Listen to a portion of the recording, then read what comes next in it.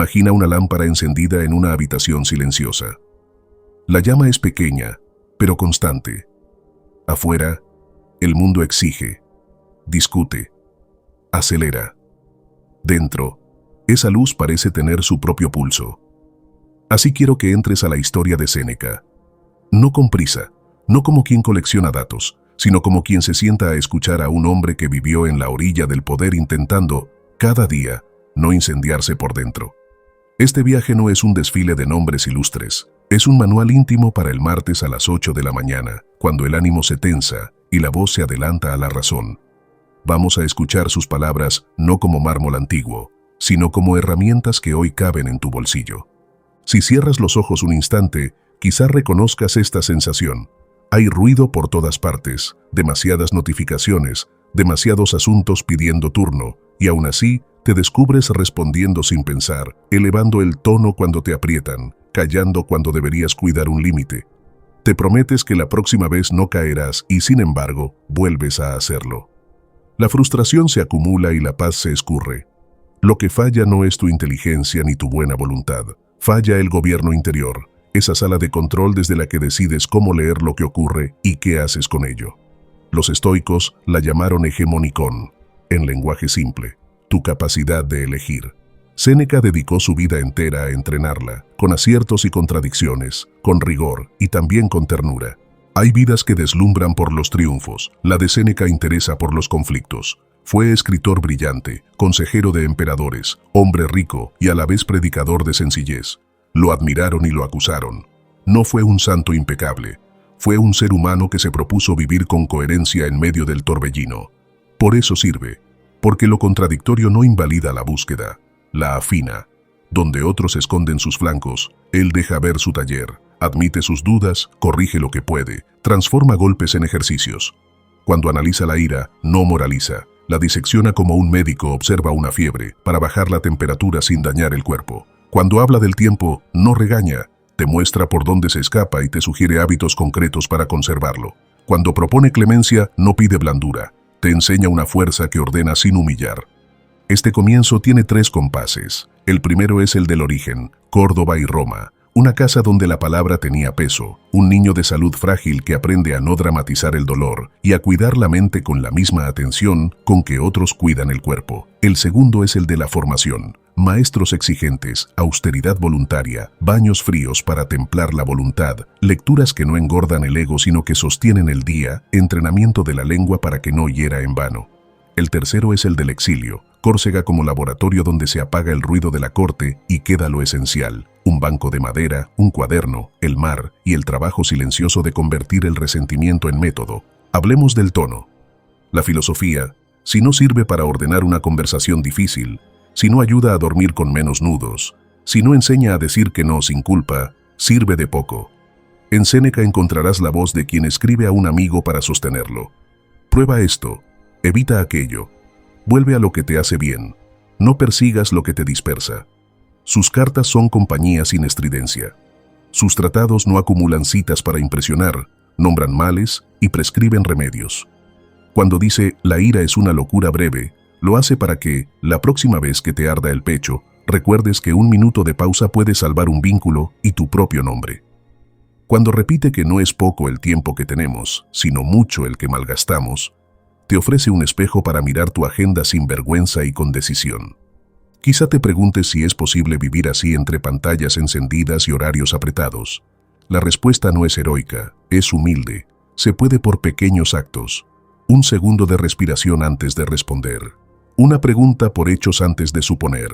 Un límite dicho con respeto, breve y claro, en lugar de un monólogo cargado de reproches. Un paseo de 10 minutos cuando la mente se enreda. Una frase ancla guardada en el bolsillo para tocarla con la lengua cuando suba la marea. No hablamos de milagros, hablamos de entrenamiento.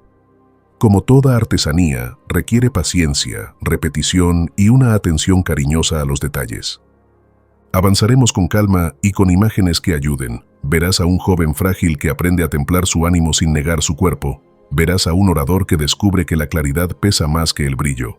Verás a un exiliado que convierte una isla en escuela y la soledad en maestra.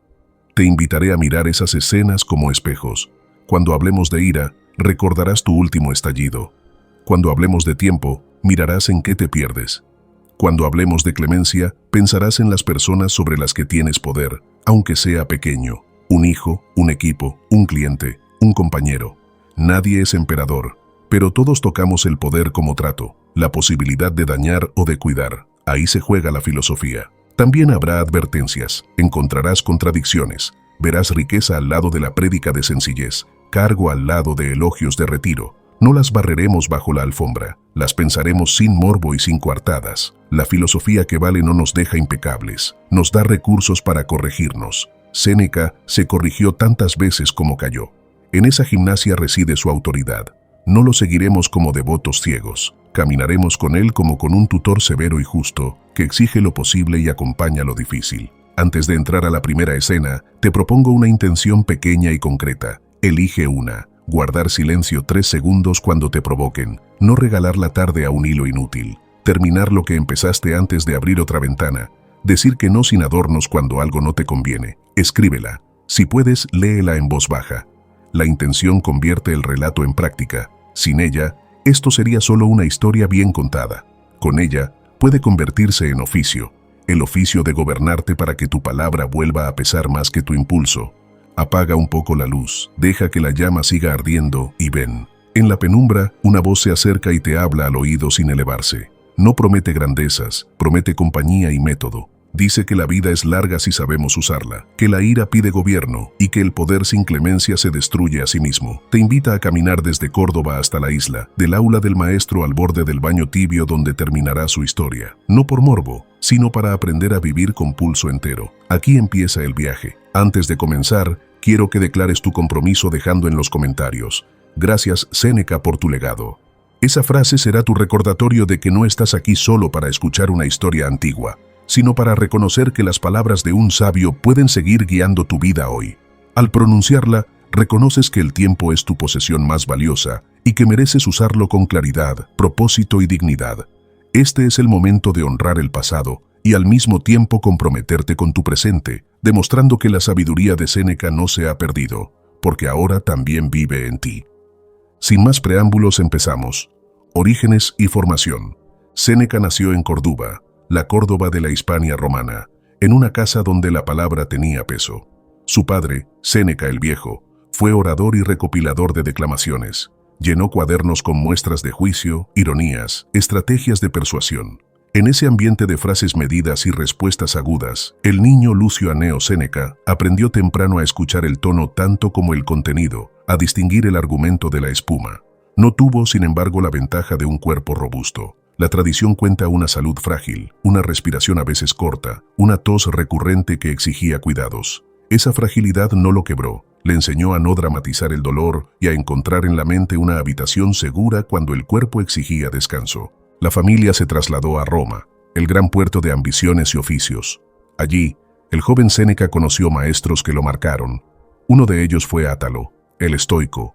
No se dedicaba a fabricar retóricos brillantes, sino humanos sobrios. Lo primero que enseña el estoico no es a ganar debates, sino a gobernarse. A su lado, Séneca ensayó frugalidad, comidas sencillas, ropas sin lujo, preferencia por lo útil sobre lo vistoso. Descubrió los baños fríos como forma de templar el ánimo y encontró en los paseos tempranos un modo de aclarar la cabeza antes de la bulla. La austeridad no era pose para él, era higiene del alma. ¿Para qué complicar la vida con lo que no permanece?, podría resumir el maestro. El alumno tomó nota. No todo fue severidad. La casa familiar funcionaba como taller de lenguaje. El padre invitaba a escuchar causas, a distinguir falacias, a no dejarse seducir por adornos. Esa gimnasia afiló en Séneca un oído sensible a la música de la razón y al veneno de la demagogia. Cuando empezó a aparecer en la vida pública, su estilo ya tenía sello, claridad, ritmo, imágenes precisas, un humor seco capaz de desinflar exageraciones sin humillar. Entendió que la fuerza de una idea crece cuando se dice con sobriedad y que la elocuencia es peligrosa si no está ordenada por un fin justo. En aquellos años, Roma era teatro de grandezas y miserias. El foro era un coro de voces, el Senado un tablero de estrategias, las casas nobles un mapa de alianzas. Subir implicaba exponerse, arriesgarlo todo. Séneca avanzó sin ingenuidad. Nadie se convierte en consejero del poder por accidente. Hubo trabajo, hubo talento, hubo patrocinadores. también hubo algo menos visible: atención al tono, cuidado de los momentos, elección de la medida. Su aprendizaje central fue este: la palabra sin carácter es espuma. Puedes deslumbrar un rato, pero el primer golpe te tumba si dentro no hay gobierno. En la formación del joven pesaron la lectura y la disciplina. Admiró a los antiguos no para imitarlos en gestos grandiosos, sino para copiarles hábitos: escribir cada día, leer con lápiz, convertir frases en prácticas. Aprendió a desconfiar de la prisa como consejera y a elegir la pausa que salva. Aquella Roma conocía bien el espectáculo de la ira: oradores que se encendían para ganar aplausos, multitudes que pedían castigo por costumbre, jueces que confundían firmeza con crueldad. Séneca observó y, sin renunciar a la contundencia, empezó a trazar otra vía, la que sostiene el rigor sin perder humanidad. Años después, resumiría ese aprendizaje con dureza útil: la ira es una locura breve. Antes de escribirlo, lo había visto demasiadas veces. Su salud, siempre delicada, le recordó un límite que no todos aceptan: no se puede todo, no al mismo tiempo, no sin costo. Ese límite, lejos de volverlo tibio, lo hizo selectivo. Empezó a cuidar los tramos del día como un artesano cuida sus herramientas: un tiempo para estudiar, un tiempo para hablar, un tiempo para el cuerpo, un tiempo para el silencio. Descubrió que la mente trabaja mejor cuando no la obligas a estar siempre en escena. También descubrió que el prestigio es un animal caprichoso: se acerca a quien lo busca, pero muerde a quien lo acaricia. Por eso, incluso mientras ascendía, entrenó una forma de estar que no dependiera de miradas ajenas. En ese ascenso, probó el filo de la política. Las versiones difieren, las motivaciones se discuten, pero el hecho es claro: cayó en desgracia. Una acusación lo alejó de la ciudad. Así comenzó el tramo en el que el orador que sabía sostener salas llenas tuvo que aprender a sostenerse a sí mismo.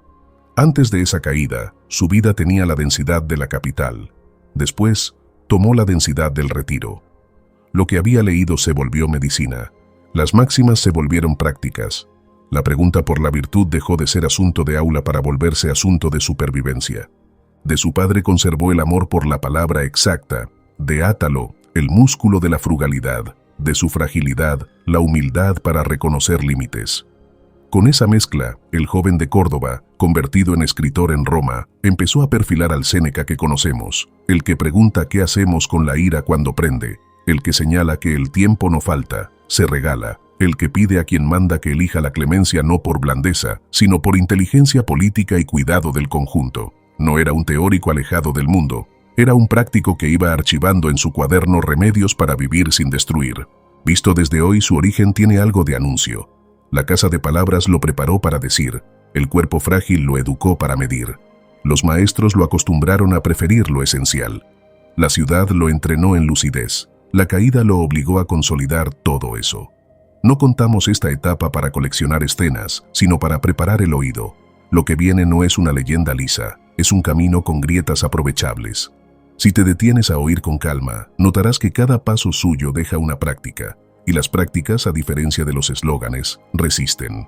Exilio en Córcega, la isla, Córcega como horizonte de piedra y viento. Allí llegó Séneca, expulsado por una acusación que lo arrancó de la ciudad y lo dejó solo con lo mínimo: un cuerpo que cuidar, una mente que sostener y una pluma para ordenar el día. Muchos se quiebran cuando el aplauso desaparece. Él decidió escribir, no para distraerse, sino para salvarse. De ese retiro nacen textos con tono de confidencia, como si el autor hablara en voz baja al borde de la cama para no despertar al dolor. Consoló a su madre, Elvia, con una carta que era también consuelo para él. Escribió a un cortesano influyente, Polibio, con una mezcla de gratitud, firmeza y tacto, buscando un camino de regreso sin traicionar su dignidad.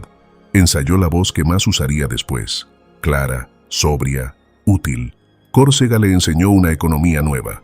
Con menos encargos y menos interrupciones, el día se vuelve visible. ¿Qué hago con estas horas? ¿Cómo evitar que se escapen por rendijas? Aquí se afina una intuición que lo haría célebre. El problema no es que tengamos poco tiempo, sino que lo malgastamos. En la ciudad, el desperdicio se disfraza de ocupación. En el retiro, queda desnudo. El exiliado ve que muchas prisas eran teatro y que muchas quejas ocultaban orgullo herido. La cura fue doble: simplificar lo externo y disciplinar lo interno. Simplificar lo externo para recordar que se necesita poco para sostenerse. Disciplinar lo interno para que cada gesto, aunque pequeño, tenga forma y fin. No idealicemos. Hubo días oscuros. La distancia hiere, la calumnia pesa, la incertidumbre arruga el pecho. En esos días, Séneca volvió a remedios simples, filosofía como medicina, no como adorno. Escribir una carta breve a la mañana para fijar un propósito, tomar un baño frío al mediodía para enderezar la voluntad, leer un pasaje clásico al atardecer para no naufragar en recuerdos, caminar hasta que el paso vuelva a ser propio, acostarse con una frase clara en la lengua para no dejar que la noche agrande lo que mañana quizá importe menos. Ninguna de esas prácticas es espectacular, todas ayudan. La ira, en la isla, cambió de rostro. En Roma era bulla y exhibición. En el retiro, tentación íntima. El diálogo áspero con uno mismo, la escena imaginaria en la que se humilla al acusador, el discurso brillante que no se dirá. La ira es una locura breve, escribió. Era su forma de recortarse la ruta al precipicio. Cada vez que el latido apretaba, sacaba la frase como quien saca un amuleto que no engaña, no salva por magia, sino por memoria. Recordar que nadie más debe gobernar tus actos. Recordar que el tono que eliges deja huella en ti antes que en el otro. Recordar que ganar una descarga puede costar una calma. Córcega también le mostró que la grandeza no necesita escenario. Pulir una página hasta que diga lo justo. Caminar un sendero hasta que el pensamiento se aclare. Sostener una conversación sin elevar la voz. Esas eran sus tareas.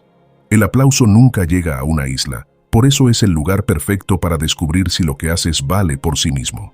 La pobreza relativa del destierro lo obligó a revisar su relación con las cosas. No predicó contra la riqueza como mal absoluto, predicó contra el apego como costumbre peligrosa. Defendió una libertad que no depende del precio de tus ropas, sino de la facilidad con que puedes dejarlas. Desde la orilla, el poder se veía más alto y más frágil.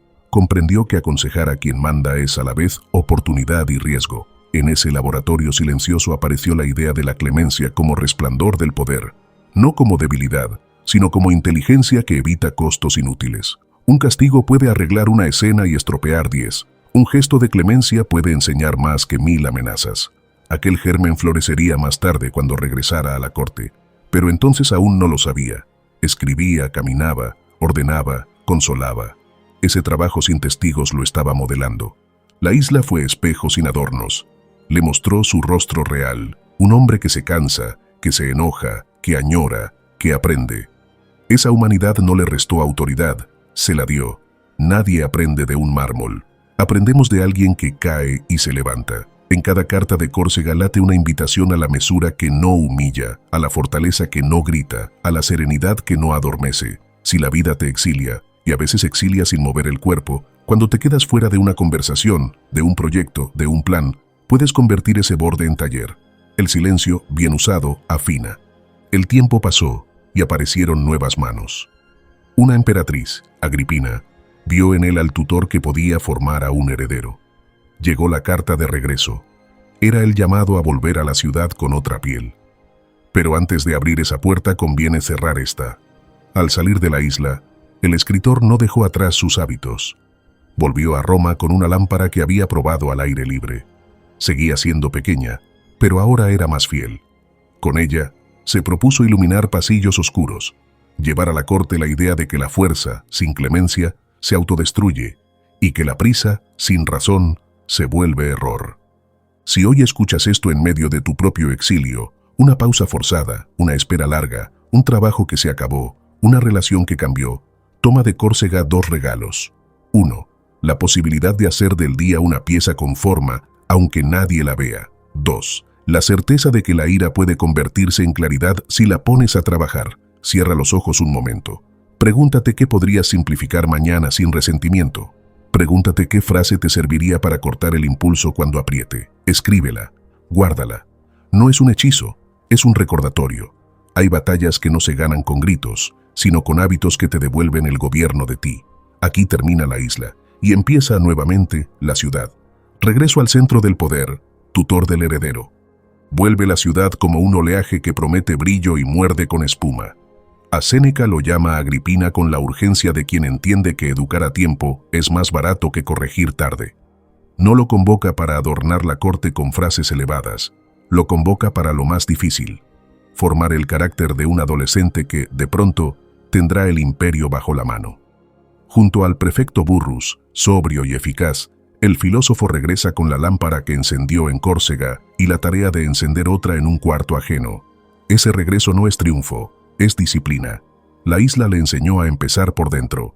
La corte le exigirá sostener esa misma claridad en la intemperie del poder. La escena inicial es doméstica, un escritorio con tablillas, el joven practicando la voz, el maestro corrigiendo la dicción y, sobre todo, la intención. Séneca no enseña a sonar bien para ganar aplausos. Enseña a que la voz exprese un juicio trabajado. Explica que la elocuencia es peligrosa cuando sirve a la vanidad y que un gobernante debe preferir la claridad a la floritura. Intercalan ejercicios que hoy llamaríamos higiene mental. Reformular una noticia en términos verificables, separar la primera impresión del hecho comprobado, pedir otra versión antes de decidir. Es la gramática del poder entendida como cuidado del pensamiento. Lo que no se ordena dentro, desordena fuera. La corte observa con curiosidad esa pedagogía sin espectáculo. El nuevo consejero repite que un imperio se sostiene con medidas pequeñas y constantes, procedimientos claros, prioridades visibles, un calendario que evita que lo urgente devore lo importante. Habla de clemencia como prudencia activa, de ahorro como libertad, de trabajo silencioso como blindaje contra el capricho. Burrus promete disciplina desde el flanco militar, el filósofo promete gobierno de sí desde el interior. Entre ambos levantan una baranda invisible para que el príncipe no confunda el trono con un escenario. Educar a quien manda es, ante todo, enseñarle a respirar cuando el coro grita. En las primeras decisiones, el consejo del maestro se siente en el tono. Se evita el castigo espectacular, se busca reparar antes que exhibir, se redactan discursos que explican razones más que gestos. Para el oyente de hoy, esa escena es familiar. Educar a quien tendrá poder sobre un equipo, una familia, un presupuesto. El método sirve fuera del mármol. Si tienes a cargo a alguien impetuoso, prueba lo que Séneca hace con su alumno. Dale un espejo sin humillarlo, enséñale a distinguir el hecho de la interpretación, conviértelo en autor de su propia contención. Un líder que aprende a no obedecer a su impulso cuida mejor lo que gobierna. No faltan tensiones. Alrededor del joven, intereses cruzados intentan capturarlo. La ambición que susurra, el burócrata que ama el expediente por encima de la justicia, el cortesano que cobra favores con elogios. El maestro camina el filo, decir lo suficiente para salvar una situación sin romper la relación que permitirá decir mañana. A veces gana tiempo con palabras que abren espacio. A veces encaja derrotas que anota en su cuaderno como advertencias. Aprendió en la isla que hay batallas que se pierden al ser libradas con prisa y que el silencio a tiempo puede proteger más que una réplica brillante. Mientras tanto, el joven aprende a medir su propia fuerza. Descubre que una firma mueve ciudades, que un gesto abre o cierra destinos. Allí la pedagogía se vuelve delicada. Hay que enseñar a disfrutar del bien que se causa sin enfermarse de sí. Séneca propone rituales que ayuden al dominio. Revisar por la noche 3 decisiones y preguntarse si fueron justas, útiles y sobrias. Agradecer la corrección recibida, prometerse que mañana se hablará con más exactitud. En cada hábito late una intención política. No dejar que el placer de mandar borre la obligación de servir. Esa voz nueva se traduce en escenas concretas. Limitar los espectáculos sangrientos. Devolver a un inocente su lugar. Ordenar el gasto público donde la ostentación había sido norma. Frenar una denuncia de pasillo hasta verificarla con 2 fuentes. No hay milagros morales, hay método administrativo sostenido por un ideal, que el poder sirva y no se sirva. A ratos se logra, y los cronistas hablan de un tiempo de buen aire. A ratos el aire se enrarece, porque la corte tiene memoria de sangre y capricho, y el adolescente que aprende también tropieza. En ese vaivén, el consejero fija el norte, hechos, medida y fin. El oyente contemporáneo encuentra aquí un mapa para sus propios pasillos. No hace falta un palacio para que el orgullo se desboque, ni un senado para que la rumorología dicte sentencia. En una oficina, en una clínica, en una escuela, la tentación de castigar rápido y lucir firme se parece a la de entonces. El antídoto de Séneca es transferible. Método antes que impulso, preguntas antes que monólogos, decisiones que educan antes que exhibiciones que humillan. Educar a quien manda, aunque sea en casa, es enseñarle a decir no sin rabia y sí sin servilismo. En esos años, Séneca ejerce también como arquitecto del lenguaje. El discurso imperial deja de ser un arma para convertirse en herramienta. Se cuida la gramática de la justicia, se nombra el error sin mezclar nombres que no corresponden, se distingue lo que se sabe de lo que se cree, se declara el fin de cada decreto. La palabra así no es maquillaje, es gobierno. De tanto practicar esa higiene, el consejero depura su prosa, frases cortas, imágenes claras, una cadencia que no distrae. La forma sirve al fondo, el fondo sostiene la forma. Por debajo, el hilo de Córcega sigue tenso. El que volvió con una lámpara sabe que el poder puede apagarla de un soplo. Protege su interior con rutinas que no dependen del cargo. Escribir, caminar, leer, observar con distancia. Ese blindaje no lo separa del trabajo, lo hace más libre dentro de él. Quien no necesita el puesto para vivir mejor, aconseja con menos miedo. De allí nace la fuerza del no sobrio, la capacidad de declinar una venganza, de frenar un capricho, de sostener una verdad incómoda sin alzar la voz. Que el regreso haya sido posible se debe también a una intuición política de Agripina. La educación es la mejor forma de control. Ella cree que, formando al hijo, formará un instrumento. Séneca intenta otra cosa, formar a un ciudadano que, incluso como príncipe, recuerde que la ley es más alta que su deseo. Esa tensión madura en conflicto. Mientras tanto, el taller sigue abierto. Las mañanas huelen a tablilla, las tardes a pasillos, las noches a notas. Si preguntas dónde empieza a fallar un imperio, él respondería: el día que la verdad se vuelve impronunciable. Por eso cuida la respiración del lenguaje como se cuida la respiración del cuerpo. Escucha este tramo con lápiz y toma una regla simple para tu casa o tu equipo. Cuando tengas en tus manos una cuota de poder, un presupuesto, un horario, una evaluación, pregúntate 3 veces: ¿qué hechos hay? ¿Qué fin busco? ¿Qué medida conviene? Si la respuesta no aparece, espera. Si la presión sube, respira. Si el ego pide exhibición, recuerda que la obra dura, el teatro pasa. El retorno de Séneca no fue un desfile, fue un método. Y ese método, aún lejos del mármol, sigue sirviendo. Séneca en la corte. Riqueza, trabajo y contradicciones visibles. Nadie camina a la corte sin ensuciarse los zapatos. Séneca predica sencillez, y sin embargo, su cercanía al poder lo hace rico. Defiende la frugalidad, y sin embargo, administra casas y tierras. Habla de retiro, y sin embargo, firma decretos, guía reuniones, negocia silencios. Los que lo miran desde fuera le cargan una palabra dura: hipocresía. Él, desde dentro, responde con una distinción que hereda de su escuela. Lo externo, dinero, cargo, reputación, es materia indiferente. Su valor moral depende del uso que hagas. Con esa regla intenta sostenerse. No amo lo que poseo, lo administro. No me sostengo en el cargo, lo ordeno. Si mañana lo pierdo, no me pierdo a mí. La teoría es limpia, la práctica duele. Por eso su figura interesa, porque vive la tensión a la vista. Trabaja como si cada decisión hubiera de sobrevivir a la luz del día. Escribe de madrugada, se reúne a mediodía, corrige por la tarde, medita al anochecer. Sostiene que la voz que gobierna fuera debe entrenarse dentro. Enseña a su alumno a desconfiar del elogio fácil y a premiar la obra silenciosa, a castigar con especificidad y no con espectáculo, a recordar que cada humillación pública deja cicatrices que se cobran más tarde. Su prudencia no es miedo, es cálculo moral. Si puedes corregir sin destruir, es mejor. Cuando lo acusan de cálculo interesado, ofrece renuncias. Cuando lo acusan de riqueza, ofrece bienes. A veces lo aceptan, a veces no. La corte no suelta fácil a quien sabe ordenarla. El precio de vivir entre contradicciones lo paga primero consigo. Registra su propia incomodidad en páginas donde ensaya una defensa sin grandilocuencia. Nadie es puro. Lo único que nos redime es el trabajo que mejora lo que toca. Su severidad con el vicio ajeno se compensa con una vigilancia del vicio propio. Advierte cuánto seduce la notoriedad y cuán fácil es convertir la influencia en adicción. Entonces vuelve a lo que lo salvó en la isla. Hábitos pequeños que no piden permiso a la fama. Caminar sin escolta cuando se puede. Comer sencillo cuando todo invita al exceso. Leer con lápiz en vez de cazar halagos. Esas decisiones mínimas le recuerdan un centro ajeno a la corte. En el mundo de hoy, esa tensión se parece a la de cualquiera que ocupa un cargo bien pagado y prefiere no perder la conciencia. ¿Se puede manejar recursos sin enamorarse de ellos? ¿Se puede dirigir sin volverse tirano? Séneca propone una vara. Pregúntate qué te pasaría si te quedaras sin eso. Si el pensamiento te deja desnudo y sin suelo, hay apego. Si te inquieta pero no te quiebra, hay libertad en construcción. A partir de ahí, ordena lo externo como se ordena un taller. herramientas que se usan, no tronos que se veneran. La frugalidad no es pobreza obligada, es elección de sobriedad para pensar mejor.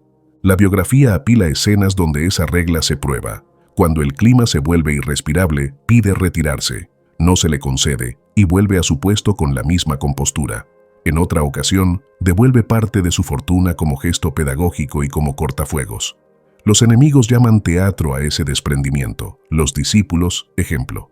Él mismo no se exculpa con facilidad, sabe que el brillo mancha y que la cercanía al poder deforma las proporciones. Por eso insiste en una higiene del deseo. No perseguir la novedad por sí misma, no confundir comodidad con virtud, no llamar necesidad a lo que es puro capricho.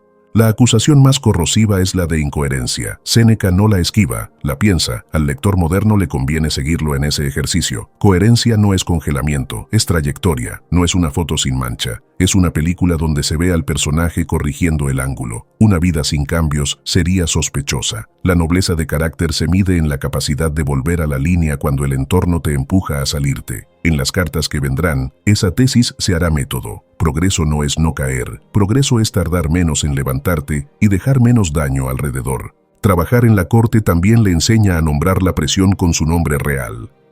Hay decisiones que convendría tomar y no se toman porque lastiman intereses enormes. Hay culpas que convendría reparar y no se reparan porque exhiben a quien no conviene exhibir. Allí el consejero asume su papel con humildad. El que aconseja no manda, inclina. Su arte no es imponer, es volver deseable lo razonable. Para eso, necesita paciencia sin sumisión y valor sin insolencia. Es la cuadratura difícil del carácter. Hablar de frente de un modo que la verdad pueda ser oída sin cerrar mañana la puerta. Al oyente de a pie le sirve esa gimnasia en sus propios ámbitos. En la empresa donde un proyecto útil no luce, en la familia donde una conversación necesaria duele, en el equipo donde conviene frenar una mala costumbre que todos naturalizaron. La lección es concreta, no todo límite se pone gritando, la firmeza puede ser baja de volumen, no toda renuncia es derrota, a veces es libertad, no toda riqueza es culpa, a veces es herramienta. La clave es responder con libertad a cada escenario. Si lo externo te manda, te pierdes. Si tú lo ordenas, lo usas. El consejero trabaja mientras se vigila. Al escribir, evita la tentación de la frase que le gane una ovación a costa de una idea falsa. Al corregir, evita el placer de humillar. Al gestionar, evita el atajo que salva hoy y destruye mañana. Ese esfuerzo invisible es su modo de pagar la contradicción. No pretende que lo aplaudan por hacerlo. Se conforma con no traicionarse. Con el tiempo, su estilo se vuelve reconocible. Precisión en el diagnóstico, sobriedad en la propuesta, pudor en la exhibición. En un mundo que pide espectáculo, esa compostura resulta subversiva. Quien lo juzgue desde la comodidad de un sofá, se perderá el peso de esa cuerda floja. Quien lo lea para aprender a vivir con tensiones inevitables, encontrará un aliado exigente. El propio Séneca nos advierte que cualquier doctrina que prometa pureza sin esfuerzo es mentira. Vivir bien es administrar fuerzas y reconocer límites. El poder sin freno se traga a quien lo ejerce. La riqueza sin medida se convierte en dueño. La fama sin método intoxica. En el centro de esa selva, su brújula insiste, lo que depende de ti es elegir. Y cada elección deja un rastro en tu carácter, la crisis de la ira y el arte de dosificar el poder. Si el palacio es un horno, la ira es el gas abierto sin vigilancia. Séneca no la trata como un pecado misterioso, la trata como un error de juicio con consecuencias físicas. La ira es una locura breve, escribe, y no es un adorno retórico, es un diagnóstico. Ocurre cuando damos nuestro consentimiento a una impresión hiriente sin pasarla por el filtro de los hechos. Esa chispa se expande porque el cuerpo acompaña. La respiración se acelera, la voz se endurece, la sangre sube a la frente. La cura, por tanto, es doble, intelectual y corporal. Intelectual para corregir lo que pensamos antes de actuar. Corporal para modular cómo respiramos, miramos y hablamos. En quien manda, la ira multiplica su daño. Una orden dada bajo fiebre no solo hiere, crea costumbre. Por eso el consejero insiste en la prevención. Anticipa tus disparadores. Cuida el cuerpo, porque el hambre y la fatiga vuelven frágil el juicio. Evita decidir en público lo que puedes decidir en privado. No te rodees de eco. Busca una voz que te contradiga sin interés. Difiere lo suficiente para que la temperatura baje sin que la justicia se pierda. La deferencia temporal no es permisividad, es método para encontrar la medida. Se trata de proteger la obra, no de salvaguardar la sensibilidad del día. El tratado baja a la arena de lo cotidiano. Si alguien faltó a su deber, pregunta por hechos. Distingue error de malicia, torpeza de desprecio, accidente de patrón. No apliques hacha donde basta tijera, y cuando el castigo sea necesario, que enseñe. Pocas cosas destruyen tanto como humillar para exhibirse. Quien gobierna de verdad corrige sin volverse protagonista. La graduación importa. Amonestación privada antes que pública, retirada de confianza antes que infamia, separación limpia antes que escarnio. En todos los casos, el criterio es el mismo: proteger el bien común, el nombre propio y la posibilidad de trabajar juntos mañana. A quien no pisa mármoles le aprovecha igual. Cambia súbdito por hijo, colega, cliente, pareja y el método funciona. Respira antes de responder. Si la frase ya salió mal, pide perdón breve y ofrece enmienda concreta.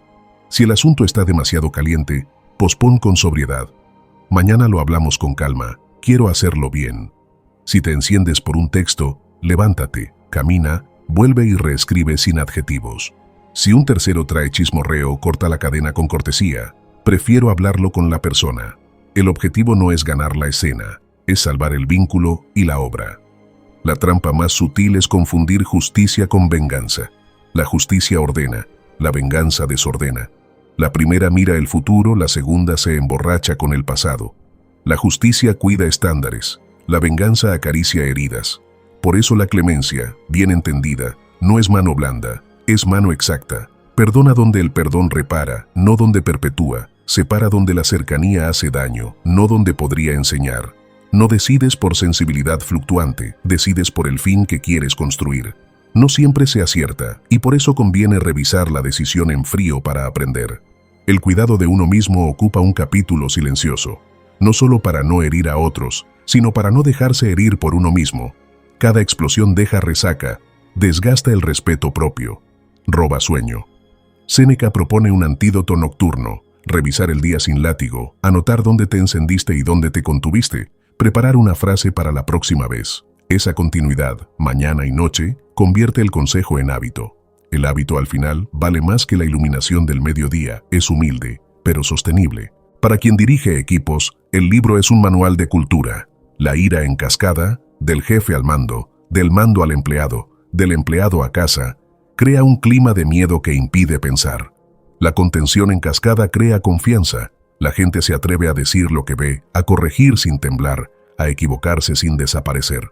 Séneca sugiere premiar la corrección sobria y desalentar la agitación espectacular. Si falla alguien que suele acertar, protege en público y corrige en privado. Si alguien insiste en la falta, documenta y actúa sin teatro, no porque la imagen importe, sino porque el aprendizaje necesita marco. Quien creció entre gritos teme que la contención sea debilidad. El estoico responde que contener no es tragar, es dirigir. Puedes hablar firme sin delirios, sancionar sin odio, retirar confianza sin destruir. La grandeza de un carácter no se mide por el volumen, se mide por su capacidad de sostener dirección en medio del ruido. Esa dirección tiene 3 coordenadas simples: hechos, medida y fin. Palabras antiguas, eficacia moderna. Nada de esto fue teoría para el consejero. En la corte lo pusieron contra la pared. Voces que exigían escarmiento, humores que pedían espectáculo, urgencias que querían atajos. Perdió y ganó. De lo ganado nacieron manuales, de lo perdido, advertencias. En ambos casos, una invitación a practicar sin resentimiento. Si caes, levántate. Si hieres, repara. Si el día te arrastra, comienza de nuevo mañana. La paciencia de la virtud no luce en titulares, pero sostiene biografías. Haz ahora un ensayo mínimo. Piensa en una escena reciente donde te encendiste. Escribe, aunque sea en la mente, la frase que dijiste y la que te habría gustado decir. Guarda una regla para la próxima vez. Contar 3 latidos, pedir un dato, pasar a voz, posponer 5 minutos. Memorízala. Cuando el fuego vuelva, no negocies. Aplica la regla. 10 repeticiones construyen un umbral. A la 11ª, sentirás que el cuerpo ayuda. El aire se alarga. La voz se limpia. La decisión se endereza. Ese centímetro es una victoria enorme. Entre la isla y el palacio, entre el retiro y el despacho, Séneca dejó un arte: dosificar. Dosificar la fuerza, la palabra, el castigo, no para volverse tibio, sino para conservar el fuego que calienta la casa sin quemarla. Si la ira es locura breve, la templanza es claridad sostenida. y esa claridad, repetida jornada a jornada, se vuelve una forma de libertad. Aquí termina el segundo tramo. En el próximo, la pluma del maestro se vuelve carta. Ejercicios para la vida diaria, ideas que caben en bolsillos reales, una conversación de amigo que no adula, entrena. Cuando tu vida parece un vaivén de dudas, culpas y exigencias externas, no eres tú quien gobierna. Son las expectativas de los demás, la presión del tiempo y el ruido constante los que deciden por ti. Y si no haces nada, esa sumisión se convierte en tu destino. Por eso suscribirte no es un gesto menor. Es un acto de afirmación, una elección de libertad frente al caos. Aquí no vas a encontrar frases huecas ni entretenimiento pasajero. Aquí recibirás, cada semana, enseñanzas inspiradas en Séneca y en la tradición estoica para aprender a marcar límites, a cultivar serenidad y a vivir con dignidad incluso en medio de la tormenta. No suscribirte significa seguir atrapado en esa rueda que te roba paz, cargando con rencores, con miedos y con la sensación de que el tiempo se te escapa sin sentido. Suscribirte significa tener a mano un refugio, una guía que te recuerde que tu vida puede ser más clara, más fuerte y más tuya. Si reconoces en ti esa necesidad, no lo ignores. El cambio no ocurre por azar ni con buenos deseos, ocurre con decisiones, y esta es una de ellas. Hazlo ahora. Suscríbete, porque cada episodio puede ser esa chispa, esa estrategia o esa enseñanza de Séneca que transforme tu manera de mirar el mundo. Tu vida no fue hecha para rendirse al desorden, sino para ser vivida con claridad, firmeza y virtud. Cartas a Lucilio, el taller de la vida diaria. Imagina una mesa sencilla al amanecer, una lámpara todavía encendida y el raspado de la pluma sobre el pergamino. No hay público, no hay mármol, no hay ceremonia. Hay un hombre que escribe a un amigo para ayudarlo a vivir mejor y, en ese gesto, se ayuda también a sí mismo. Así nacen las cartas a Lucilio, como si Séneca abriera una ventana pequeña por la que entra aire limpio a una casa que a ratos se vuelve pesada. No son tratados solemnes ni discursos cortesanos, son confidencias útiles. En ellas el filósofo deja de hablar al poder y empieza a hablar al día común, al desayuno que se enfría por revisar el teléfono, a la discusión que se calienta por un malentendido, al cansancio que confunde prioridades. Por eso resisten, porque no se escribieron para exhibir erudición, sino para entrenar lo que de verdad sostiene una biografía. En cada carta late una convicción práctica. La vida buena no resulta de una iluminación repentina, sino de una suma de microdecisiones repetidas. Mientras vivimos, aprendamos a vivir. Resume con su sobriedad habitual. Aprender a vivir no es añadir cosas, es quitar lo que estorba, es reconocer dónde se nos escapa el día. No es poco el tiempo que tenemos, sino mucho el que malgastamos. Insiste, y ese verbo, malgastar, pesa como una moneda que se deja caer al suelo. El desperdicio no siempre luce como ocio, muchas veces luce como ocupación enloquecida. Por eso las cartas aconsejan guardar la mañana más creativa para lo esencial, reservar la tarde para lo mecánico, proteger un tramo de silencio como quien protege un tesoro. No se trata de vivir en cámara lenta, se trata de recuperar el compás. Lucilio pregunta por libros, por viajes, por negocios, por reputación. Séneca contesta con la brújula del ánimo. Le sugiere leer menos y mejor. Subrayar lo que puede convertirse en práctica, no coleccionar frases como quien colecciona conchas. Aconseja revisar al anochecer dónde triunfó la templanza y dónde se dio la prisa. Recomienda desayunar con sobriedad para no poner a la mente a pelear con el cuerpo a media mañana. Invita a examinar la compañía que uno elige, porque el carácter se contagia sin darse cuenta. Y cuando la vida golpea, recuerda que la filosofía no quiere espectadores, quiere practicantes. No prometo que no dolerá. Prometo que dolerá con sentido. Las cartas no esquivan la emoción, la encausan. Cuando la ira asoma, Séneca pide diferir la respuesta. Cuando la tristeza pesa, propone frugalidad del pensamiento, no añadir a la pérdida un coro de adjetivos que la agranden. Cuando el elogio llega, advierte contra su miel pegajosa. Cuando el desprecio muerde, invita a recordar la escala de lo que importa. Ese realismo amable hace que el lector se reconozca. No hay héroes de bronce en estas páginas, hay personas que trabajan y se cansan, que aman y se equivocan, que quieren hacer bien las cosas y necesitan un método para no entregar el timón a la primera tormenta. La forma epistolar no es casual. Escribir a alguien concreto obliga a la precisión. No se teoriza sobre la gente, se acompaña a un amigo. Ese foco produce ejercicios que parecen diseñados para nuestros bolsillos. Una frase de anclaje para el día. Una pausa de 3 respiraciones antes de responder. Una regla de oro para reuniones. Una lista corta de asuntos que de verdad dependen de ti. Cuando Lucilio confiesa que se dispersa, el maestro no lo reprende, le da una estrategia: dividir la jornada en tramos cortos, cerrar los ciclos que se abren, no dejar que la atención se convierta en moneda de cambio para cualquier ruido. El dinero y la fama, piedras de tropiezo de todas las épocas, reciben un tratamiento quirúrgico. Séneca no demoniza lo externo, le quita el trono. Si el dinero llega, úsalo para servir. Si se va, no te vayas con él. Si la reputación sube, que no suba tu vanidad. Si baja, que no baje tu dignidad. Enseña a Lucilio a reconocer cuando un deseo es legítimo y cuando es un capricho vestido de argumento.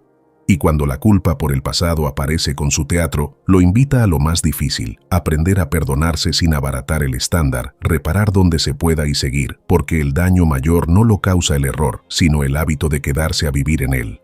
El tiempo es el eje secreto de muchas cartas. No como obsesión prosaica por la productividad, sino como cuidado amoroso de la única materia de la vida. Séneca sugiere tratar el día como un campo que se cultiva. Arar al inicio, sembrar a media mañana, desmalezar a la tarde, agradecer al anochecer. No pide cosechas milagrosas, pide fidelidad a la tarea. Esa metáfora campesina, escondida bajo latín elegante, devuelve la serenidad a quien corre con la lengua de fuera. Vivir con ritmo hace que incluso los problemas parezcan menos grandes, porque uno deja de abordarlos como incendios y empieza a tratarlos como trabajos. También hay en las cartas un arte delicado de la amistad. Séneca rehuye del adulador, valoriza al amigo que corrige, advierte contra la confianza que se regala por ansiedad. Propone escuchar antes de dar consejo, no poner palabras para llenar silencios incómodos, no convertir la ayuda en espectáculo. La amistad para él es un pacto de crecimiento, no una sociedad de elogio mutuo. A Lucilio lo empuja a elegir relaciones que lo vuelvan más sobrio, más claro, más justo, y le pide, con la misma fuerza, convertirse él en un amigo que da esa calidad de presencia. En las cartas, la muerte aparece sin disfraz, como maestra de prioridades. No para aterrorizar, sino para ordenar. Recordar la finitud no quita alegría, la depura. Vive como si cada día contuviera la vida entera, sugiere, y esa frase, lejos de sonar solemne, se vuelve extrañamente útil cuando uno decide cómo responder un mensaje, cómo terminar una conversación o cómo cerrar el día. La conciencia del límite vuelve precioso el tiempo que antes se escurría por una disputa minúscula. De pronto, la serenidad no es abstracción, es una decisión casi doméstica. Si hoy te sientas frente a esas cartas con un lápiz, encontrarás no un museo, sino un taller. En él hay herramientas que no oxidan: separar hechos de opiniones, elegir el canal más sobrio, respirar antes de responder, acostarte con un examen breve del día, levantarte con una intención concreta, cultivar la amistad que corrige, soltar el deseo que esclaviza, trabajar con constancia lo que depende de ti. Lucilio. Somos todos cuando nos dormimos en nuestro impulso y queremos despertar la mañana siguiente un poco más dueños de nuestra voz. En esa tarea, las cartas no ofrecen fuegos artificiales, ofrecen lámparas. No prometen que no habrá viento, enseñan a ajustar las velas. Diálogos y tratados, brevedad, tranquilidad y firmeza. Si las cartas son conversación, los diálogos y tratados son mapas. En ellos, Séneca despliega con una claridad a veces desarmante la arquitectura de una vida sobria. 3 piezas se vuelven columna vertebral para nuestro tiempo: de brevitate vitae, de tranquilitate animi y de constantia sapientis. Las 3 hablan al mismo problema con rostros distintos. Desperdiciamos el día, nos perdemos en el ruido, flaqueamos ante el golpe. La respuesta no es una receta, es un tejido de ideas que se vuelve método cuando toca el suelo. En De brevitate vitae, la palabra brevedad es un espejo implacable. Séneca no dice que el destino nos haya negado tiempo, dice que lo dilapidamos como si fuéramos a vivir 2 veces. Persigue con ejemplos concretos la sensación de saturación que nos ocupa las manos y nos deja vacía la vida. Desmantela la coartada de la ocupación noble, esa máscara que aplauden los demás aunque por dentro nos carcoma. Y propone un giro: dejar de prestar nuestras horas a cualquier reclamador y recuperarlas para lo que da forma a la existencia. No es un elogio del ocio vago, es una defensa del trabajo con sentido. La vida es larga si sabemos usarla, sentencia, y ese saber usar no suena a apretón de dientes, suena a selección amorosa de tareas y ritmos. De tranquilitate animi, agrega la música del reposo. Tranquilidad no es somnolencia, es buena tensión. Es la cuerda de un instrumento afinada, no floja ni reventada. Séneca examina los restos que dejan la ambición sin medida, el cambio compulsivo de proyectos, la culpa por no estar en todas partes. Aconseja resistir la moda de la novedad permanente, cultivar un lugar, un oficio, un círculo, y moverse desde ahí con criterio. Sugiere alternar el trabajo mental con el corporal, la concentración con el paseo, la conversación con el silencio. No son tips de revista, son principios para que el ánimo no vibre como aguja desesperada. La tranquilidad que propone es activa, una mente que decide y un cuerpo que acompaña. En De Constantia Sapientis, la palabra central es firmeza. No es rigidez, es columna flexible. El sabio no es quien no siente, es quien no se derrumba. Ante el insulto, no se precipita. Ante el elogio, no se infla. Ante el dolor, no se rompe en teatro. Ante la fortuna, no se abandona. Esa estabilidad impresiona porque no nace de una insensibilidad fría, nace de la práctica de evaluar impresiones y de asentir solo a lo verdadero. El sabio que sueña Séneca es un trabajador de lo interior que se da permisos exactos y renuncias necesarias. Firmeza no significa decir siempre lo mismo, significa mantener dirección bajo cambios de clima. Los tratados, lejos de quedarse en grandes palabras, organizan pequeñas escenas. El autor analiza por qué el viaje compulsivo no nos cura de nosotros mismos, por qué la acumulación de libros puede ser un vicio disfrazado de virtud, por qué la amistad sin exigencia es camaradería y no escuela. Desarma con paciencia la idea de que la vida cambiará si compramos un objeto o si nos mudamos de ciudad, y nos devuelve al ejercicio más humilde, gobernar la atención, elegir palabras, cumplir promesas pequeñas, terminar lo empezado. Lo notable es que no hay desprecio por el mundo, hay selección, una ética de lo que ocupa, jerarquiza y limpia. En estos textos, el tiempo vuelve a ocupar el centro, no como alarma, sino como aula. Séneca sugiere anotar de qué manera se han ido las horas, qué ha sido indispensable, qué podíamos haber evitado, con qué tipo de actividades se ilumina el ánimo y con cuáles se apaga. Ese inventario repetido corrige como un afinador corrige un instrumento. Quien practica deja de aceptar invitaciones por ansiedad y empieza a aceptarlas por sentido. Deja de hablar por miedo al vacío y empieza a callar para escuchar. Deja de responder por impulso y empieza a responder por decisión. La brevedad de la vida, así entendida, no produce angustia, produce gratitud operativa. El humor seco de Séneca aparece de tanto en tanto para pinchar pompas.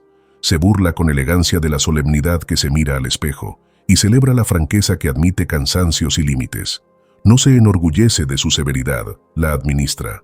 Por eso, cuando recomienda reposo, no prescribe ocio pasivo, prescribe variación, cambiar de tarea para que el alma no se canse de un solo movimiento. Aconseja aprender a estar con uno mismo para que la compañía de los otros no sea una coartada. Pide medir la lengua para que la verdad no se pierda bajo el peso de la verborrea. Son piezas de una misma máquina, la que convierte el rumor del mundo en sustrato de una obra con forma. Quien entra a estos tratados buscando grandilocuencia sale con una libreta de trabajo.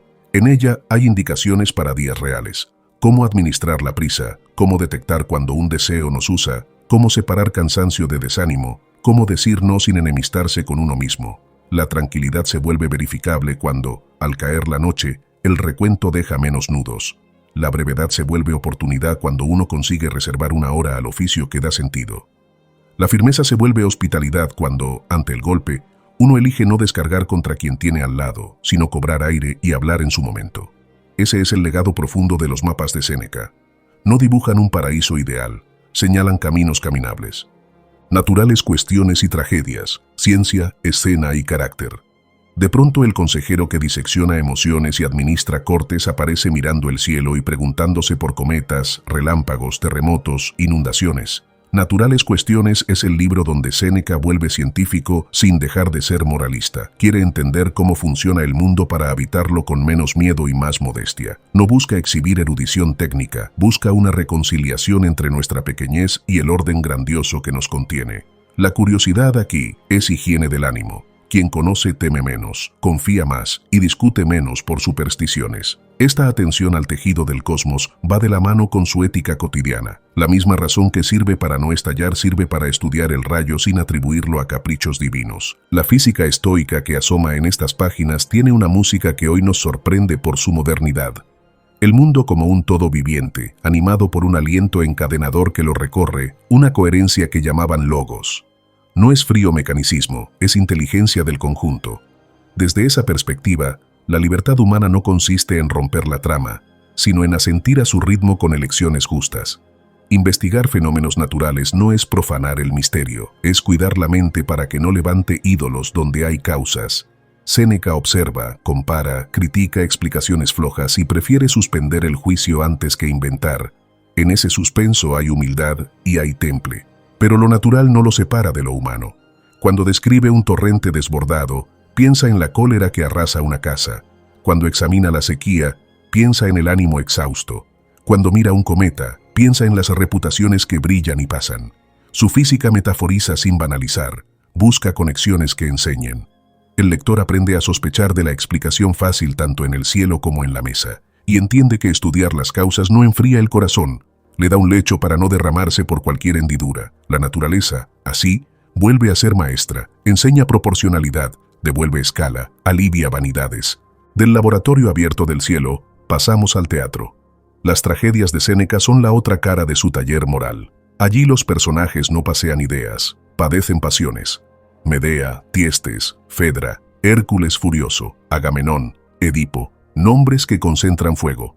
En esas obras, el autor lleva a la escena lo que aconseja evitar en la vida, la venganza que devora, el deseo que enceguece, la soberbia que envenena, la ira que destruye.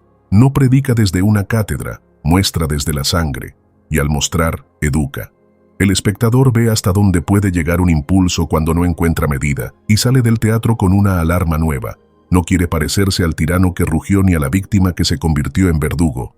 Estas tragedias, exageradas a propósito, funcionan como un laboratorio emocional donde es más seguro quemarse que en casa. Son espejos deformantes que, por deformar, revelan. El exceso nos permite nombrar el germen cuando aparece en versión pequeña. Quien vio a Tiestes devorar, quizás reconozca el sabor amargo de su propio rencor cuando insiste en masticarlo cada noche. Quien vio a Medea incendiarlo todo, quizás detecte en sí mismo la chispa que pide arrasar con un vínculo por ganar una escena. El teatro, así, se vuelve aliado del tratado. Lo que la prosa explica, la escena lo graba en el cuerpo. Séneca afila en sus tragedias un lenguaje que no teme llamar a las cosas por su nombre.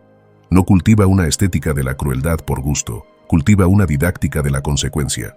Los versos golpean para que el lector o el espectador no se engañe sobre el costo de ciertas decisiones.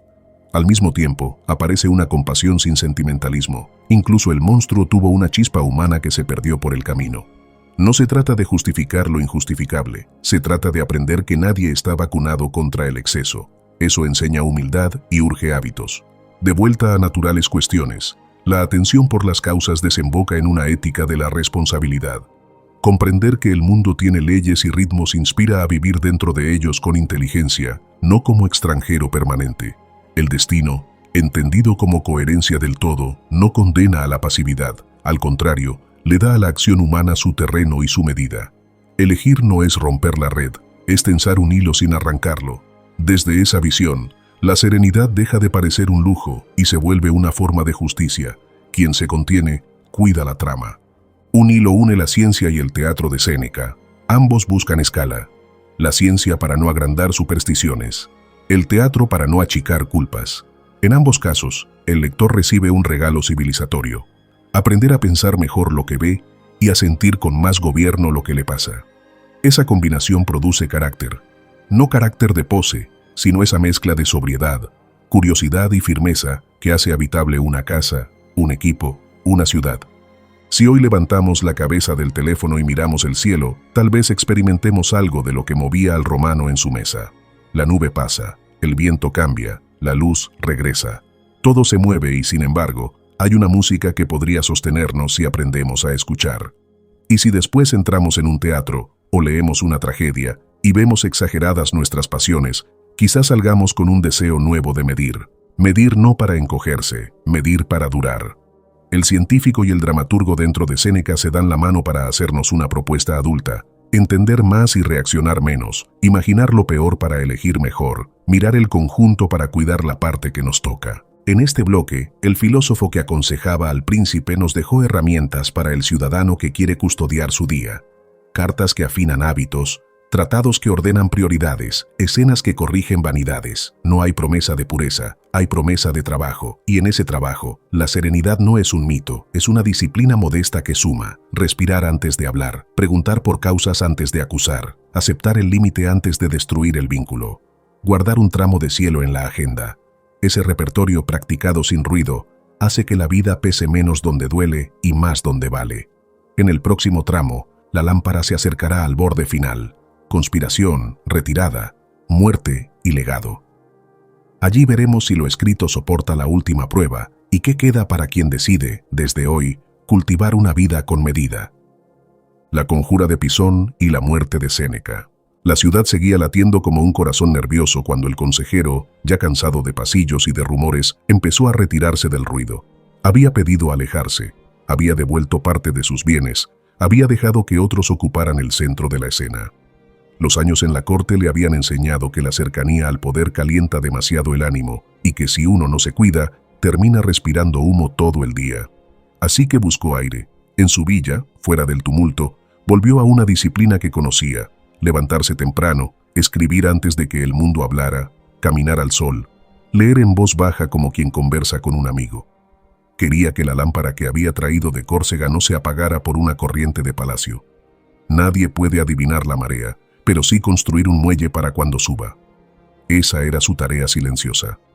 Las señales, sin embargo, no eran buenas. El clima político se había vuelto más áspero. Los viejos partidarios se miraban entre sí con desconfianza y en el aire flotaba un olor a traición y a ajuste de cuentas. En ese ambiente creció la llamada Conjura de Pisón, un intento de reemplazar al príncipe por otro más aceptable para una parte del Senado y del pueblo. Cuando las sospechas se desataron, el hilo se tensó hasta partir. En Palacio, la ansiedad de conservarlo todo convierte una duda en sentencia. Al nombre de Séneca lo alcanzó la sombra. No importaba que hubiera preferido el retiro ni que hubiera devuelto honores. Los años de proximidad a la decisión lo habían vuelto sospechoso en cualquier dirección. Así funciona el poder cuando pierde el compás. Lee lealtades pasadas como culpas futuras.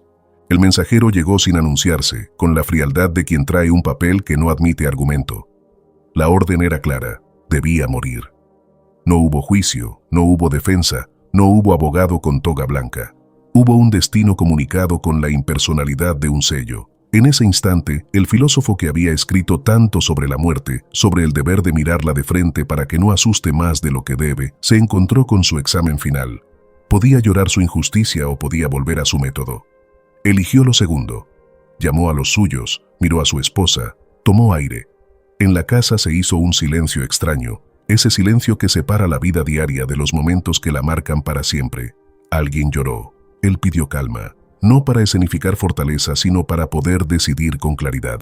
Se dice que habló con cariño y con sobriedad a Paulina, su mujer. Ella quiso acompañarlo hasta el final. Fue un gesto de amor y de protesta al mismo tiempo. Los relatos cuentan que ella también se abrió las venas, decidida a ir a su lado. Quienes estaban presentes vieron entonces una mezcla de ternura y de gobierno. Séneca aceptó ese amor como se acepta un don grande, pero intentó disuadirla de la necesidad de morir para probarlo. La historia siguió su curso con la dureza de las autoridades que intervienen, la confusión de los que rodean, el dolor contenido de los servidores que lo habían acompañado tantos años.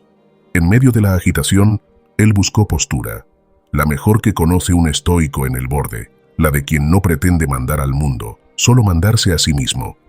Las manos ejecutaron el protocolo antiguo, abrir las venas. La sangre, sin embargo, corría despacio. La edad y la frugalidad de su vida habían hecho del cuerpo un río manso. La muerte no tenía prisa, y esa lentitud prolongada era un tormento que amenazaba convertir la escena en un suplicio innecesario. Pidió entonces un baño tibio. El agua, al rodearlo, hizo su trabajo de siempre, ayudar al cuerpo a soltar. Hay un simbolismo que no necesita subrayarse. El hombre que había tratado de purificar el ánimo con ejercicios diarios se despedía en un agua que parecía limpiar también la despedida. En el borde dio palabras a quienes lo querían. No eran frases de mármol, eran recordatorios simples. Cuiden la medida, no se traguen la rabia, no se pierdan en el teatro de la ciudad. Guarden un tramo de día solo para lo que los vuelve mejores. Hay testimonios de que dictó algunas líneas finales como si no quisiera dejar la pluma sin una última tarea. El escritor que había insistido en que la vida es larga si sabemos usarla, ahora usaba sus últimos minutos para ordenar el alma ajena. No sermoneó, dejó semillas, un gesto, una mirada, una frase corta. Lo importante era que quienes lo rodeaban salieran de esa habitación con más dignidad que dolor. Fuera de la casa, la ciudad seguía girando. Dentro, un hombre trataba de que su muerte no fuera una escena más para contar, sino una lección para vivir. No era negación ni orgullo, era una consecuencia. Si te ejercitaste en mantener la voz baja y el juicio claro, aun en el borde no gritas, eliges. No es verdad que la filosofía quite el miedo, lo acomoda. En esa sala hubo temblores, hubo lágrimas, hubo preguntas, pero también hubo una serenidad que nace de haberse preparado. Nadie llega a su última hora sabiendo exactamente cómo actuar. Llega con hábitos, y los hábitos son la ropa con la que la conciencia se viste cuando no tiene tiempo de pensar demasiado. Séneca había entrenado su día para que, al arder el instante, la forma apareciera sola. Con su muerte, entregó su examen sin retórica. No necesitó demostrar nada, necesitó mantenerse en su línea. La sangre bajó, el agua envolvió, el aliento se extinguió. No hubo victoria ni derrota en sentido teatral. Hubo coherencia. El hombre que pidió clemencia no convirtió su final en una acusación. El hombre que habló de tiempo no gastó el último en furia inútil. Queda de esa escena algo útil para nosotros. No hace falta que una orden nos golpee la puerta para saber si estamos listos. Basta con el susto que nos da una noticia, la pérdida que nos quiebra, la vergüenza que nos obliga a bajar la mirada. En esos bordes menores, los hábitos que cultivamos se revelan. ¿Respiramos antes de responder? ¿Nombramos los hechos antes de incendiar intenciones? ¿Elegimos un no sobrio antes de un estallido? Podemos dejar ir sin convertir cada despedida en drama eterno. Los bordes grandes son raros, los pequeños, cotidianos.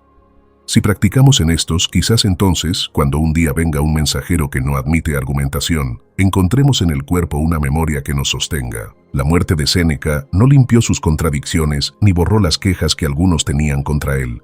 No fue un lavado de imagen, fue una demostración de gobierno interior en tierra movediza. Por eso pesa, porque no necesita absolverlo para enseñarnos. Si alguien quiere usar su riqueza contra su filosofía, encontrará material. Si alguien quiere usar su última escena para justificarlo todo, también se equivoca. Lo fecundo está en la mezcla. Se puede aprender de un hombre que luchó, que a veces se dejó atrapar, que a veces supo salir, y que terminó sosteniendo su hilo con manos firmes cuando más temblaban. En ese sostener hay una sabiduría que traspasa siglos y mira, con calma, nuestras alas y nuestras aguas. Lo que queda, paradojas y vigencia. Cuando las aguas se calman y el rumor de la ciudad baja, lo que queda de un hombre son sus obras y el efecto que tuvo en los demás. En el caso de Séneca, quedan libros que todavía acompañan, cartas que aún parecen escritas para nuestra bandeja de entrada, tragedias que muestran con luces altas lo que conviene evitar y una conversación que no envejece. ¿Cómo gobernarse para no arruinar lo que se ama? Queda también un debate vivo sobre su coherencia. ¿Puede un filósofo que aconseja sobriedad acumular riqueza? ¿Puede un defensor de la clemencia asesorar a un poder que no siempre la abraza? Es tentador buscar respuestas absolutas.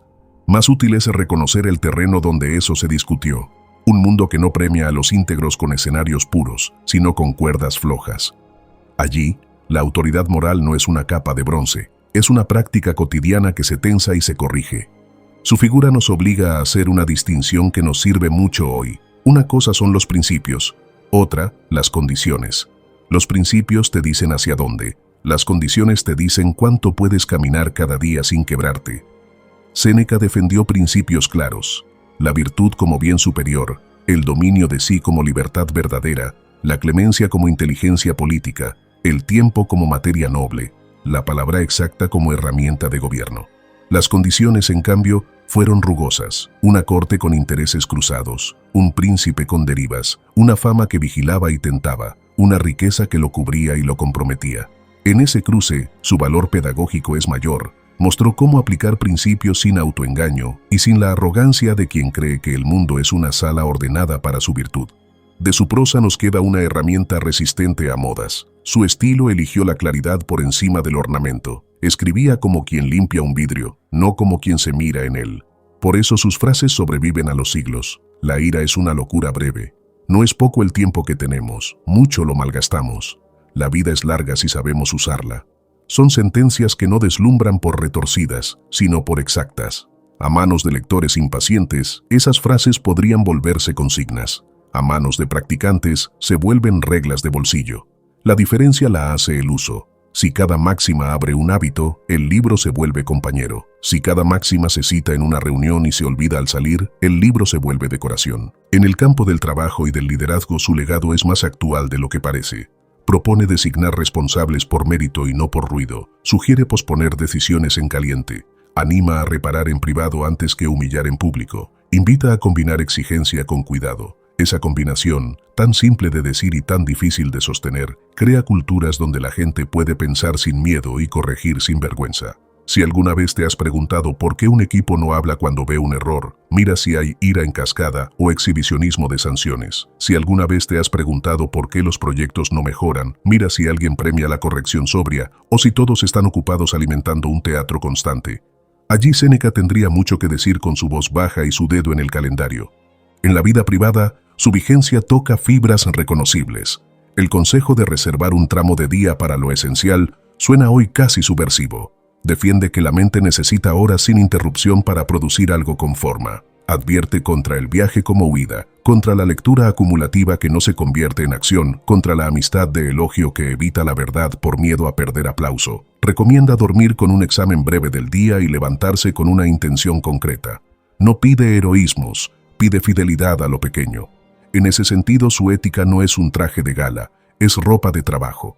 Por supuesto, la crítica a su riqueza no se disuelve por completo. Hay en esa cuestión una incomodidad contemporánea comprensible. La respuesta estoica no es lavarse las manos, es usar el criterio de la indiferencia condicionada. El dinero por sí mismo no da ni quita virtud, el apego a él, sí. ¿Cómo se reconoce el apego? Por el pánico ante la posibilidad de perderlo. Por la incapacidad de decidir en contra de él cuando el bien lo pide, por la facilidad con que uno promete que mañana donará lo que nunca entrega. En esos puntos, Séneca ofrece pruebas mixtas. A veces renuncia, a veces administra, a veces intenta justificar. Ese expediente abierto nos humaniza el legado. No se trata de canonizarlo, se trata de usar lo que sirve y de aprender también de sus límites. Otra tensión fértil es la de su relación con el poder. Aunque defendió la clemencia con argumentos fuertes, la clemencia como resplandor del poder, no como debilidad, no siempre logró que su visión se impusiera. Ese fracaso relativo enseña más que una fábula con final feliz. Enseña que aconsejar sin mandar requiere paciencia, valentía y modestia, que muchas veces inclinar la balanza significa, apenas, atrasar un daño o disminuirlo. Esa medida, que a algunos les parece poca, es el tejido real de los días. No todo se resuelve con gestos épicos, casi todo se mejora con correcciones constantes. Allí, la filosofía deja de ser mosaico de máximas y se vuelve método civil. Si miramos su obra de conjunto, aparece un hilo que hoy pediríamos a cualquier voz pública: responsabilidad en el uso de la palabra. En un ambiente que premiaba la exageración, la suya intentó la exactitud. En una época que veneraba el espectáculo, la suya defendió la pedagogía. En un mundo de castigos teatrales, la suya propuso sanciones que educaran. Esa ética de la palabra es parte de su legado. En la era de mensajes instantáneos, sirve recordar que decir es hacer. Una frase puede humillar o puede abrir, puede incendiar o puede poner agua, puede dañar por años o reparar en minutos. Si el lector toma una sola cosa de Séneca, que sea esta: que tu lengua obedezca a tu juicio y no a tu impulso. También permanece su delicadeza con el tiempo. Tratar el día como un campo que se cultiva, no como un almacén que se vacía, cambia la textura de la vida. Escribir para fijar la intención, caminar para airear la mente, alternar tareas para no agotar una fibra, medir compromisos para no estafar ni estafarse, decir que no sin dramatizarlo, cuidar un tramo de silencio aunque sea breve. Esa ecología cotidiana no es lujo de monjes, es política doméstica. Y su efecto, acumulado, es profundo. Más trabajo con forma, menos culpas por impulsos, menos incendios por escenas, más paz que puede compartirse. Finalmente, Queda su última lección. La coherencia no es ausencia de grietas, es la decisión reiterada de volver a la línea. El hombre que se despidió en agua tibia no borró con ese gesto los días en los que falló, pero mostró un norte en el borde. No mando al mundo, me gobierno a mí. Esa frase, sin estar escrita exactamente así en su obra, condensa su trabajo. Si hoy nos la apropiamos, no es para cruzar brazos, es para poner manos. Gobernarse no es cerrarse, es abrir la vida a direcciones elegidas y sostenerlas con paciencia. Que ese sea su legado en nosotros: menos teatro, más método, menos furia, más forma, menos dispersión, más día con compás. Cierre. El heredero del tiempo. Quisiera que apagues un poco la luz, que te sientes como al principio, cerca de una lámpara que no encandila. Vamos a cerrar volviendo a lo que más importa. ¿Qué hacemos con el día que nos toca? Séneca vivió entre mármoles y tormentas, escribió con tinta sobria y se despidió en agua que calmaba. Entre esos bordes nos dejó una llave que cabe en la mano. El tiempo se defiende con hábitos, la ira se enfría con método, la palabra se afila con verdad y la clemencia, cuando te toca ejercerla, no te disminuye, te hace más grande. No hay promesas de vida sin golpes, hay promesas de golpes que no lo rompan todo. Y para eso no alcanza una frase brillante ni un impulso de enero. Hace falta un entrenamiento gentil, paciente, constante. Imagina tu semana próxima. Verás que hay conversaciones que te inquietan, correos que te aceleran, silencios que te pesan, tentaciones de lucirte cuando bastaría con hacer bien lo que te toca, ganas de prometer por entusiasmo y de enojarte por cansancio. Nada de eso te hace malo, te hace humano en la ciudad. La diferencia entre repetir la escena o darle otra forma no es mística, es práctica. 3 respiraciones antes de hablar. ¿Qué hechos tenemos cuando las opiniones suben? Lo vemos mañana en frío, cuando la sangre te empuja a responder. No, sobrio cuando te piden más de lo que puedes dar sin traicionarte. Un tramo de silencio por día aunque sean 10 minutos. Y por la noche, el examen breve que acomoda sin látigo lo que se movió. Si algo te dijo este documental, que sea esto. La serenidad no llega por decreto, se entrena como un oficio. No es un estado nebuloso, es una forma concreta de mirar, de responder, de cuidar. Cuando entrenas, la vida empieza a tener bordes menos cortantes. Sigues trabajando, sigues amando, sigues cansándote, sigues perdiendo y ganando, pero ya no obedeces ciegamente a la marea. Hay una voz que aparece entre el ruido y te recuerda el orden. Primero los hechos, luego la medida, después el fin. Esa voz la fabricas tú con repeticiones pequeñas. No es mía, no es de Séneca, es tuya cuando decides practicar. Me gustaría que guardes 2 imágenes. La primera, el consejero que, rodeado de rumores, decide volver a su mesa, a su cuaderno, a su caminata, y desde allí influye sin romperse. La segunda, el hombre que se despide sin teatro, con una dignidad que no levanta la mano para el aplauso. Entre esas 2 escenas hay un puente de hábitos: escribir para no olvidar, respirar para no arder, leer para no presumir, hablar para construir, perdonar para no pudrirse, corregir sin humillar, elegir sin exhibirse. No hay en este puente nada que no puedas caminar. Solo pide la humildad de empezar donde estás y la constancia de repetir hasta que el cuerpo te ayude. Si sientes que te viene bien una compañía para sostener ese entrenamiento, aquí nos encontrarás cada semana. No como vendedores de frases, sino como artesanos de prácticas. Cada episodio traerá una herramienta de Séneca traducida a tu mesa, una regla para trabajar sin malgastar, un ejercicio para enfriar la ira, un guión breve para decir no sin drama, una mirada sobre el poder, ese que todos tocamos, para que no te trague. Suscribirte no es un gesto de moda, es reservarte un espacio fijo para cuidar lo que nadie te devuelve si lo pierdes. Tu día con forma. Será un recordatorio discreto, una lámpara encendida cuando el pasillo esté oscuro.